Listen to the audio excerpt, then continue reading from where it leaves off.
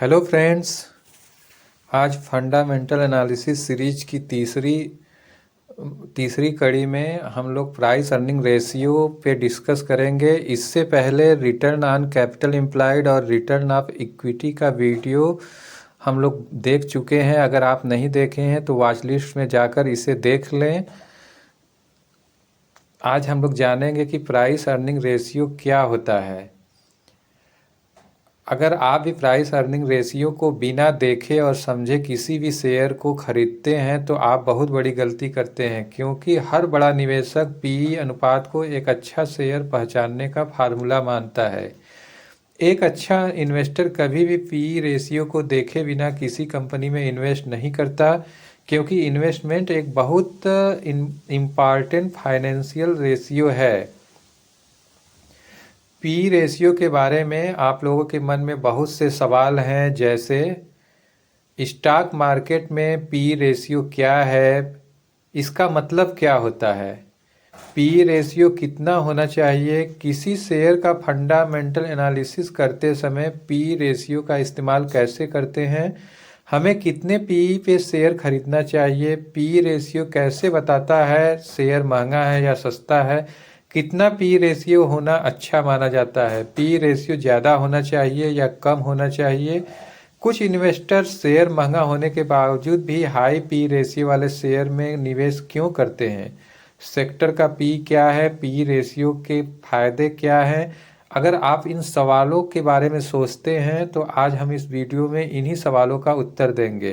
Friends, यदि आपने आज का वीडियो पूरा देख लिया तो मैं आपसे प्रॉमिस कर सकता हूं कि प्राइस अर्निंग रेशियो संबंधित आपके मन में सारे डाउट क्लियर हो जाएंगे, क्योंकि आज मैं आपको पी रेशियो का डिटेल्स पूरा कॉन्सेप्ट आसान भाषा में समझाने वाला हूं।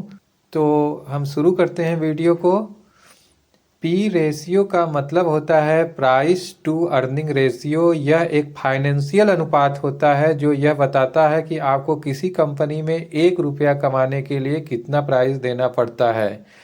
इस अनुपात को देखकर आप पता लगा सकते हैं कि एक ही सेक्टर की 2 कंपनियों में से आपको किसमें पैसा निवेश करना चाहिए। शेयर का पी रेशियो उस कंपनी के शेयर प्राइस और अर्निंग पर शेयर के अनुपात को दर्शाता है, जिसका अर्थ यह होता है कि कंपनी का शेयर प्राइस उसकी प्रति शेयर अर्निंग से कितने गुने मूल्य पर बाजार में ट्रेड कर रहा है। साथ ही इस प्राइस टू अर्निंग रेशियो से आप यह भी पता लगा सकते हैं कि एक जैसे फंडामेंटल वाली 2 कंपनियों में से आपको किस शेयर में निवेश करना चाहिए, कौन सी कंपनी का शेयर अंडर वैल्यूड है और कौन सी कंपनी का शेयर ओवर वैल्यूड है। फ्रेंड्स, यदि हम एक उदाहरण के द्वारा इसे समझें तो अगर किसी कंपनी का पी रेशियो 10 का है तो इसका मतलब यह है कि उस कंपनी से 1 रुपया कमाने के लिए आपको 10 रुपये का निवेश करना पड़ेगा।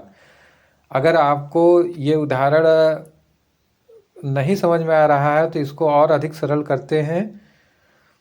तो आप इस तरह से इसको समझ सकते हैं कि अगर आप किसी कंपनी को पूरा खरीदते हैं, मतलब उसका एक शेयर खरीदते हैं, तो आप उसके मालिक को 10 रुपये इकट्ठा देते हैं, तो कंपनी आपके उस शेयर पे हर साल आपको 1 रुपया कमा कर देती है।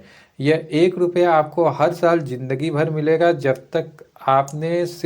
जबकि आपने सिर्फ एक बार ही इन्वेस्टमेंट किया है। इसी प्रकार आप या किसी शेयर को खरीदते हैं तो आप उस कंपनी के एक शेयर की अर्निंग यानी ईपीएस के जितने गुना प्राइस पे शेयर खरीदते हैं उसी को पी रेशियो कहा जाता है। फ्रेंड्स, यदि मान लिया जाए कि अगर कोई कंपनी यक्स है, कंपनी का अर्निंग पर शेयर 20 रुपये का है, मतलब वह कंपनी अगर आपको हर साल अपने शेयर पे 20 रुपये कमा कर देती है और उस कंपनी का शेयर प्राइस अभी मान लीजिए 100 रुपये पे चल रहा है, तो उसका पी रेशियो शेयर प्राइस में ईपीएस का भाग देने पे आपको मिल जाएगा, जो कि 100/20 = 5। फ्रेंड्स, हम लोग पी रेशियो को समझने के लिए एक और उदाहरण लेते हैं, जो कि ये उदाहरण आपके रोज़मर्रा ज़िंदगी से संबंधित है। मान लीजिए आप हर महीने रेंटल इनकम कमाने के लिए एक दुकान खरीदने का फैसला लेते हैं। आप सोच रहे हैं कि काश एक दुकान आप खरीद लें और हर महीने आपको फिक्स इनकम मिले, क्योंकि आप सोचते हैं कि एक ही बार में बड़ा पैसा इन्वेस्ट कर दें और एक दुकान खरीद लें तो उस दुकान को किराए पे लगा देंगे, फिर ज़िंदगी भर हर महीने दुकान का रेंट आता रहेगा और किसी भी चीज़ की टेंशन नहीं होगी। आपने भी बहुत बार ये सोचा होगा कि उस दुकान को कितने प्राइस पे खरीदना सही रहेगा। कहीं ऐसा ना हो कि आप उसे महंगा खरीद लें और आखिर कैसे पता चलेगा कि उस दुकान की सही वैल्यू क्या है। लेकिन आपने देखा कि आपके एरिया में 2 दुकानें हैं, जिसमें से एक दुकान ए की कीमत सपोज कर लें कि 10 लाख रुपए है और दूसरे दुकान बी की कीमत 12 लाख रुपए है। तो इन दोनों में से आप कौन सी दुकान खरीदेंगे? जरा दिमाग लगाइए।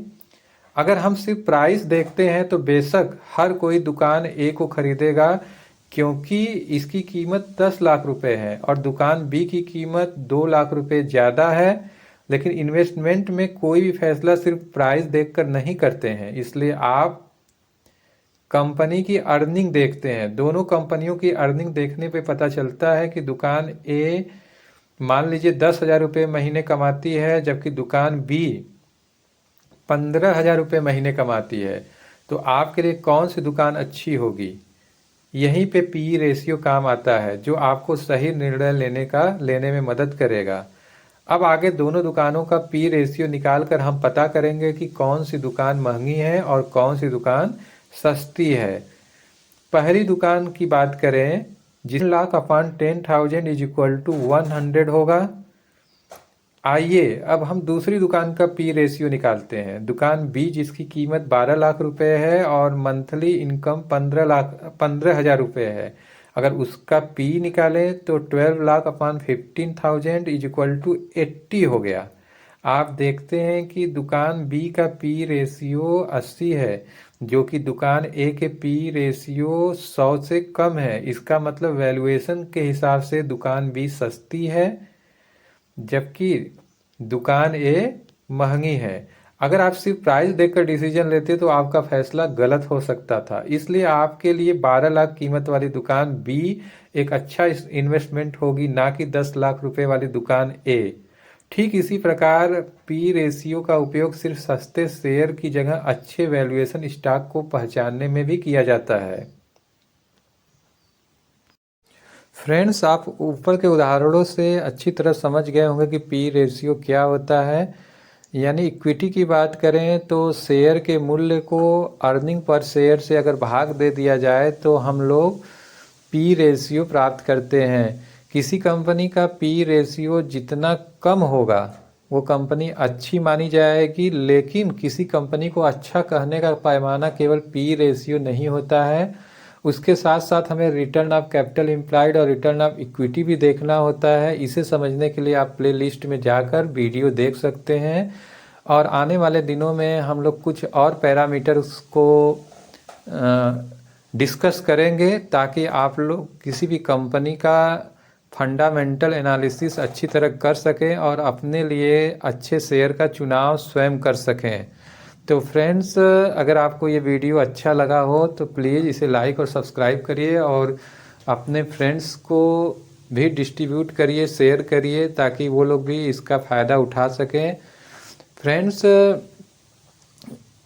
इस तरह की क्वालिटी कंटेंट बनाने में बहुत हार्ड वर्क लगता है। अगर आप मेरे इस हार्ड वर्क को अप्रिसिएट करना चाहते हैं तो प्लीज़ वीडियो के अंत में कमेंट ज़रूर करें और प्लेलिस्ट में अन्य इन्फॉर्मेटिव वीडियो पड़ी हुई है, आप जाकर उसे ज़रूर देखें, ज़रूर समझें, ताकि जो है आप किसी भी स्टॉक में बोकस रूप में इन्वेस्टमेंट करके अपने पैसे को जो है बर्बाद ना करें।